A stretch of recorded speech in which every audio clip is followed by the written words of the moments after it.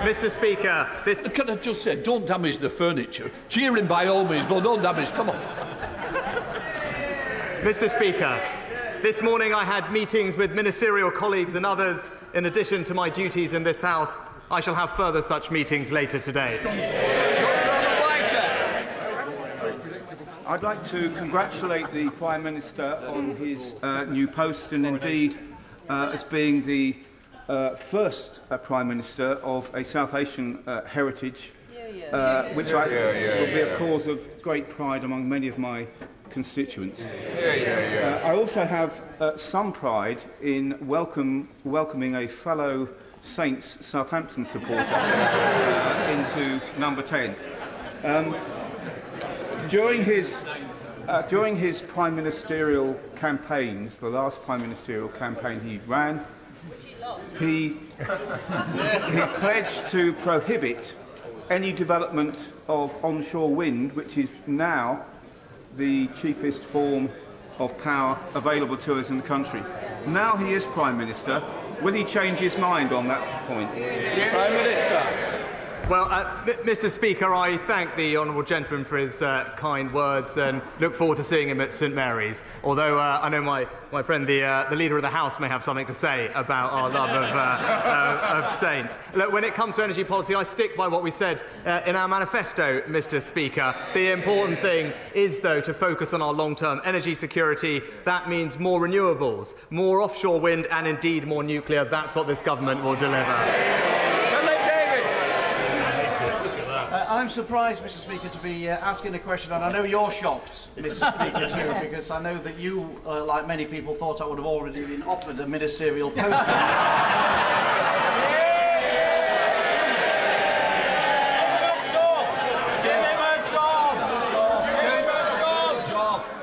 Let me tell you, I didn't hold my breath. Philip Davis. Go figure, as Joe Biden might say. Can I congratulate my right honourable friend on becoming Prime Minister? He's absolutely the right person for the job, and I wish him every success in post. And as he knows, he's got my full support.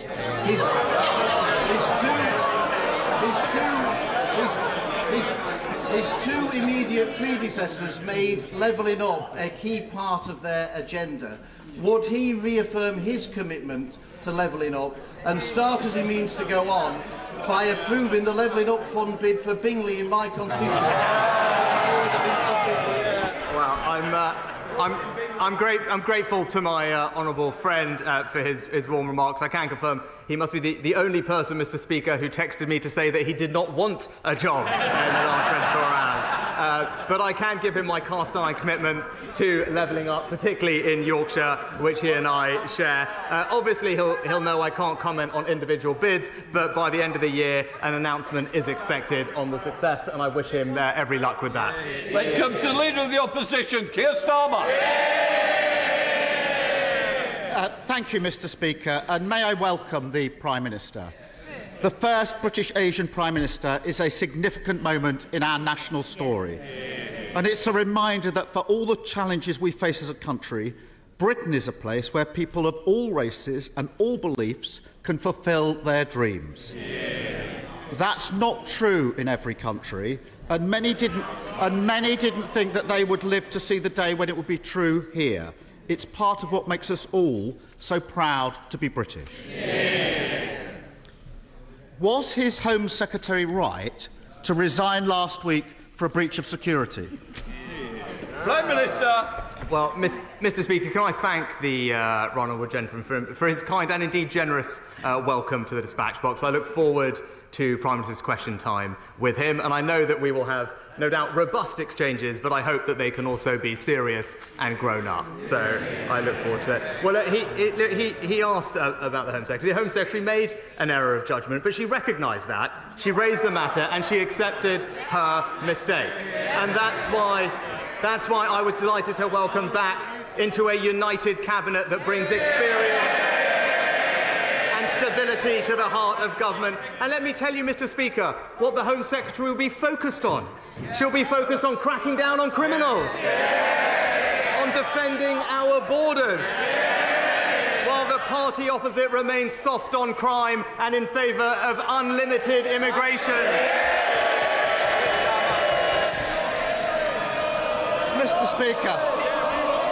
Speaker, yesterday the Prime Minister stood on the steps of Downing Street and promised integrity, professionalism and accountability. But then, with his first act, he appointed a Home Secretary who was sacked by his predecessor a week ago for deliberately pinging around sensitive Home Office documents from her personal account. Far from soft on crime, I ran the Crown Prosecution Service for 5 years. I worked with Home Secretaries to take on terrorists and serious organised crime. And I know firsthand how important it is that we have a Home Secretary whose integrity and professionalism are beyond question. So, have officials raised concerns about his decision to appoint her? Mr. Speaker, I just addressed the issue with the Home Secretary, but he talked about fighting crime. I would hope, Mr. Speaker, I would hope that he would welcome. I would hope that as we look forward, he would welcome the news today that there are over 15,000 new police officers on our street. And the Home Secretary will be supporting them to tackle burglaries. While the party opposite will be backing the lunatic protesting fringe that are stopping working people going about their lives. Yes, Starmer. Well, Mr. Speaker, I listened carefully. That was clearly not a no. We can all see what's happened here. He's so weak, he's done a grubby deal, trading national security because he was scared to lose another leadership election. There's a new Tory at the top, but as always with them, party first, country second. Yesterday, on the steps of Downing Street, he also admitted what the whole country knows. The Tories have crashed the economy and now somebody has to pay for their mess. I say it shouldn't be working people who've been hammered time and again by this lot, but those with the broadest shoulders must step up. Does he agree? No. Well, Mr. Speaker, the honourable gentleman talked about party first and country second. Perhaps he could explain to us why it was a few years ago he was supporting the member for Islington North.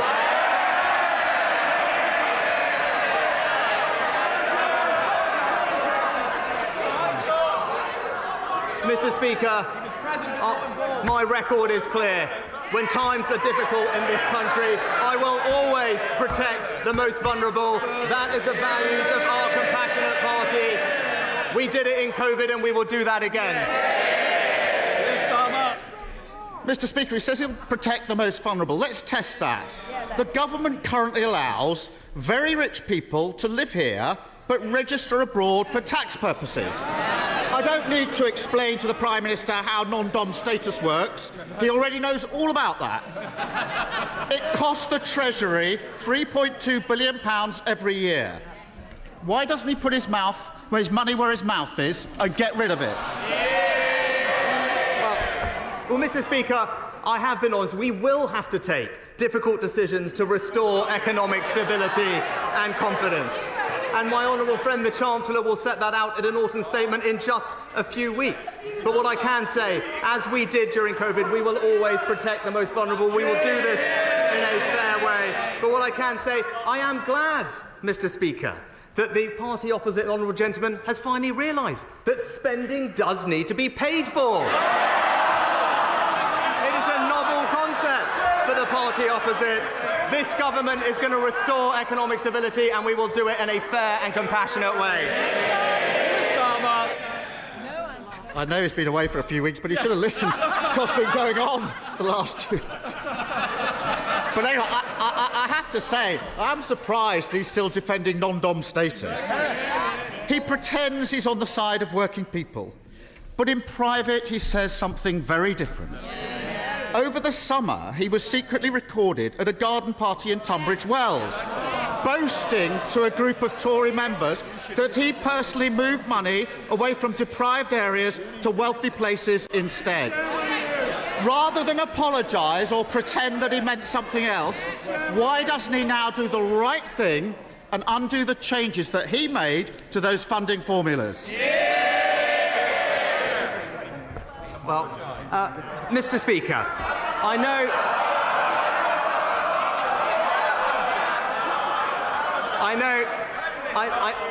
the right honourable gentleman rarely leaves North London. But if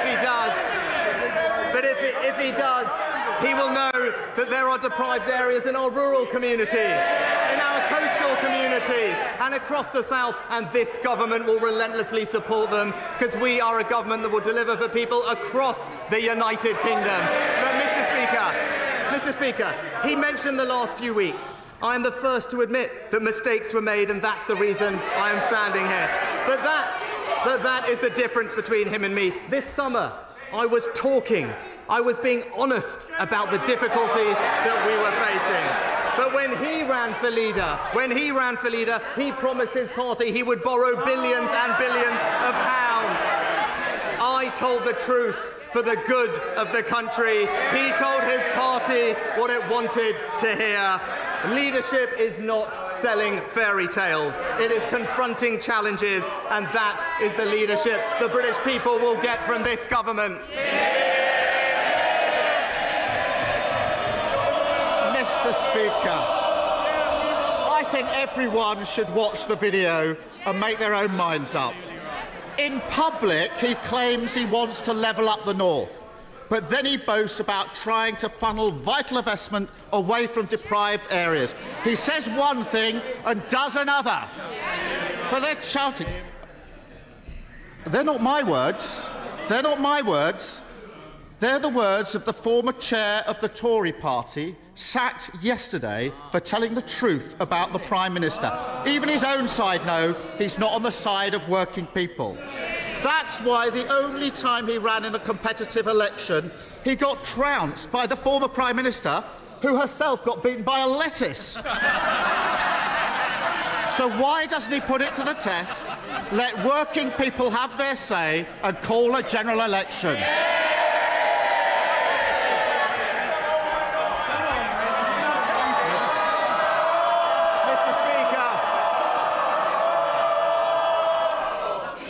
Well, it'll take a long time to get through this paper if we carry on like this, Prime Minister. Mr. Speaker, he talks about mandates, about votes, about elections. It's a bit rich coming from the person who tried to overturn the biggest democratic vote in our country's history. Our mandate is based on a manifesto that we were elected on to remind him an election that we won and they lost. A mandate that says we want a stronger NHS, better schools, safer streets, control of our borders and levelling up. That is the mandate that I and this government will deliver for the British people.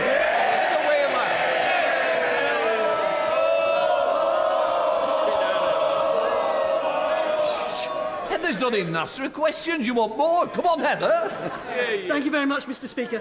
I'd like to congratulate my right honourable friend, our new Prime Minister, and also to thank our previous Prime Minister for the straightforward way she has handled her resignation, and I wish her and her family well for the future. Would my right honourable friend please use this, his first appearance of the dispatch box, to make it clear to the British Medical Council and the British Dental Association that, as well as training, more training spaces opening up, that they must allow new doctors and dentists to work in the UK so that the good people of South Derbyshire can get treatment on the NHS. Well, I thank my honourable friend for her question. She's absolutely right.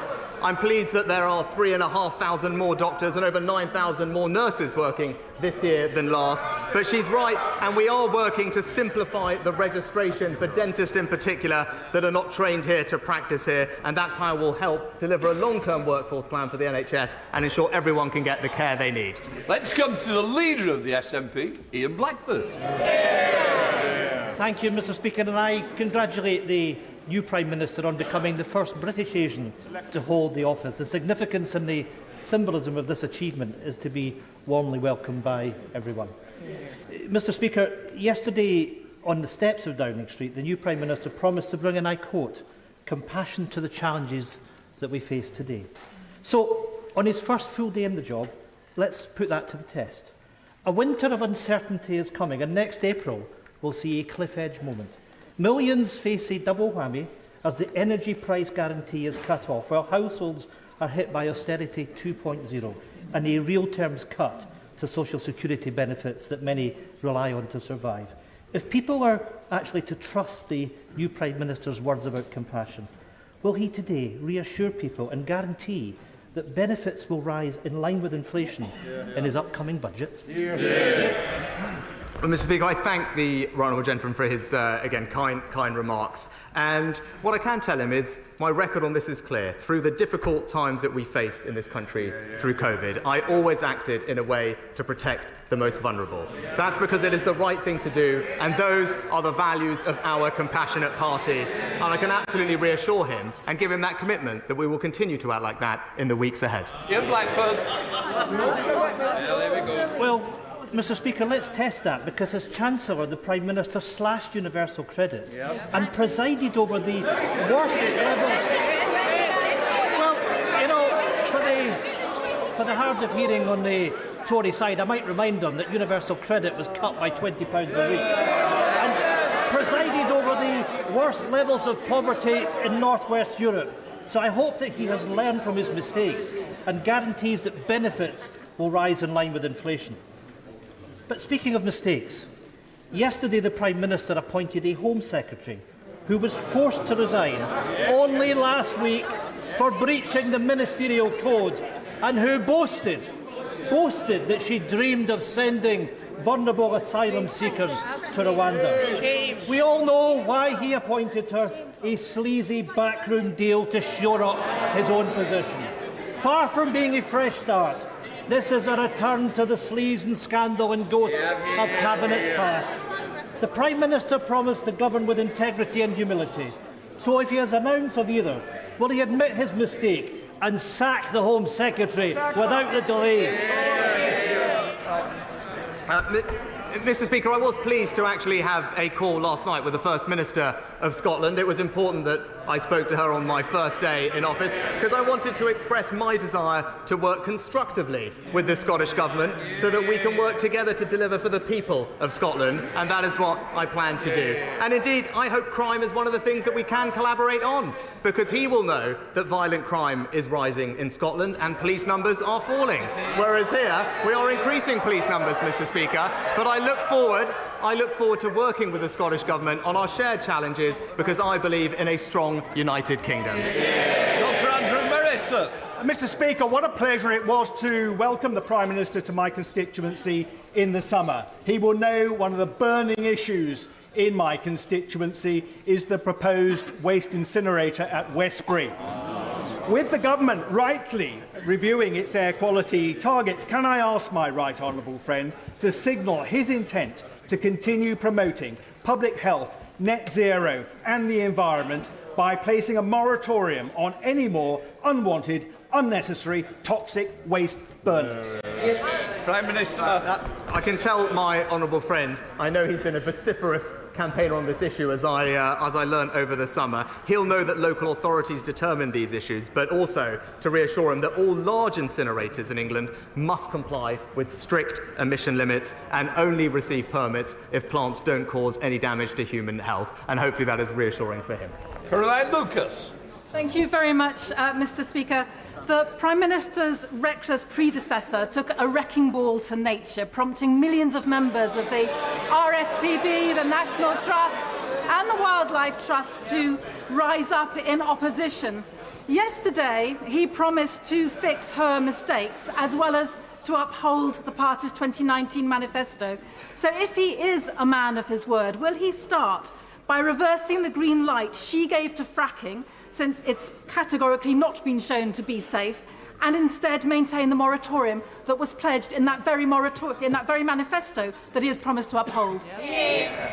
Well, I've already said I stand by the manifesto on that. But what I would say is that I'm proud that this government has passed the landmark Environment Act, putting more protection for the natural environment than we've ever had, with a clear plan to deliver. And I can give the Honourable Lady my commitment that we will deliver on all those ambitions. We will deliver on what we said at COP, because we care deeply about passing our children an environment in better state than we found it ourselves. Thank you, Mr. Speaker. I too would like to welcome the Prime Minister to his place. Farmers in my constituency of Clwyd South are delighted that after 20 years they are once more able to sell Welsh lamb to the US market. Would the Prime Minister comment on the size and prospects of this market for our world-beating Welsh lamb? Mr. Speaker, I congratulate my colleague on the fantastic achievement. I can tell him that market is worth, I think, something like almost £40 million over the first few years. Enormous boost for our lamb farmers. I would just encourage the 300 million US consumers to give Yorkshire Swaledale a lamb a look in as well. But I know he and I, if we disagree on that, are united on the fact that we will unequivocally back British farming and British farmers. Janet Davey. Thank you, Mr. Speaker. Mr. Speaker, this is certainly a topsy-turvy Tory government. A few days ago, I was going to put my question to the former Prime Minister. But my inbox has been full of emails from constituents of Lewisham East writing to me about their desperate situation of their wages simply not going far enough. I'm also receiving emails about rents going up, energy prices going up, mortgages going up, and of course the cost of living is already up. Yeah. This week, my constituents are writing to me demanding a general election, and I absolutely agree with them. So can the Prime Minister tell me and my constituents when there will be a general election? Mr. Speaker, we've already addressed that, but I would say, as I said in the summer, I said inflation is indeed the enemy. It makes everyone poorer, it erodes savings, and that's why it will be a priority of our government to grip and reduce inflation and provide support to those who need it, as we do. Thank you, Mr. Speaker. This autumn, I'm launching my campaign to extend the Chilterns area of natural beauty across thousands of acres of scenic beauty, chalk streams and valuable habitats that happen to surround the wonderful town of Hitchin in my constituency.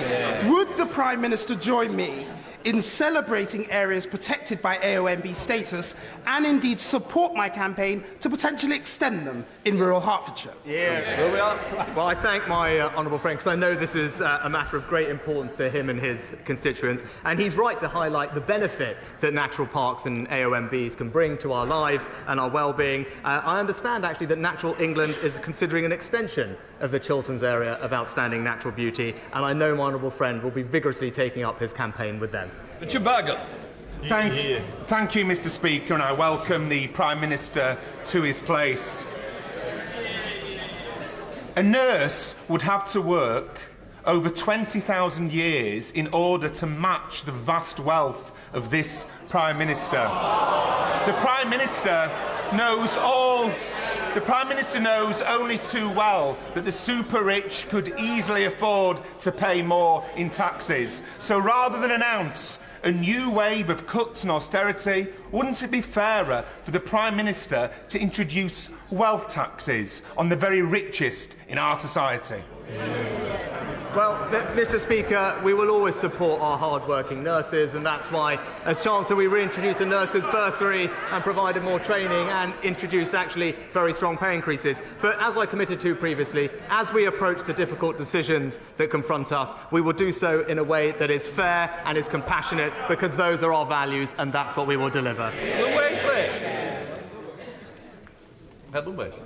Thank you, Mr. Speaker. I welcome my right honourable friend's determination to be straight with people about the challenges we face as a country. Last week, the Care Quality Commission State of Care report on state of care in England showed our health system in gridlock. And I hear the same from my constituents, struggling to see a GP or waiting for treatment. So can I urge him to make unblocking the NHS a priority for him and his Health Secretary? My honourable friend knows this subject obviously very well from her own experience, and I thank her for the work she did previously in the department. She's absolutely right about the challenge that confronts us. It's why we've put billions of pounds into busting the backlogs and the elective recovery fund and are delivering funding and staffing to do that. But I look forward to working with her to deliver what we said in our manifesto, and that is a far stronger NHS. Alan Smith. Thank you, Mr Speaker. I'd add my own congratulations to the Prime Minister on his appointment. We might not agree on everything, but I think we can all agree a more diverse politics can only be to the good. Now, we in these benches believe that Scotland's best future is independence in Europe.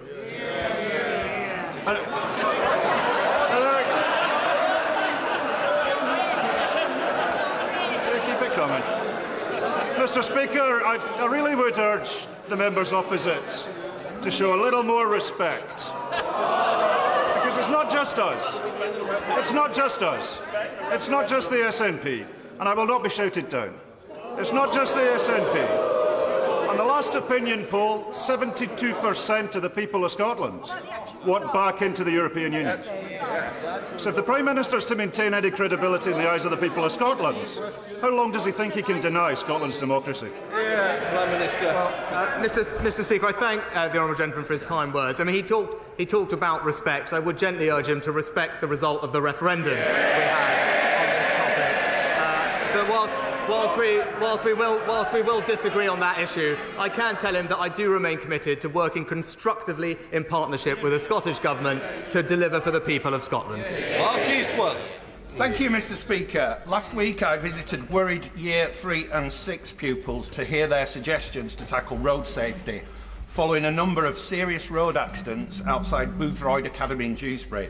They suggested the council should do more to help, that their parents should walk them to school to reduce traffic, and that commuters should slow down. Would my right honourable friend agree with me and with them that we all have a part to play in ensuring road safety outside our schools? Can I say to my honourable friend, I think it's fantastic that he's engaging with his younger constituents at Boothroyd Academy on such an important issue, and I know they will welcome his commitment to supporting them. And I agree with him. There are various things we can do. There's an updated highway code which strengthens pedestrian access. Local authorities can introduce lower speed limits, and we're increasing the number of school streets which restrict motorised traffic at busy times. And I look forward to hearing progress on this issue from him. Stephen Kinnock. Thank you, Mr Speaker. Yesterday, the Prime Minister stood on the steps of Downing Street and said that he wanted to restore trust. Yet in the past 24 hours, we've seen that he's prepared to shamelessly swap red boxes for political support. And there are real serious consequences to all this horse trading. So I'd like him to be clear on this point. Did he seek or receive any advice on security concerns about the Right Honourable Member for South Staffordshire before his appointment to the government yesterday, given that he was sacked in 2019 for leaking sensitive information relating to our national security? Prime Minister. Well, Mr Speaker, he's talking about events that happened 4 years ago, and he's right that he raised the topic of national security, because members opposite 4 years ago were busily supporting the member for Islington North, who wanted to abolish the nuclear deterrent, who wanted to leave NATO, and who wanted to scrap our armed forces.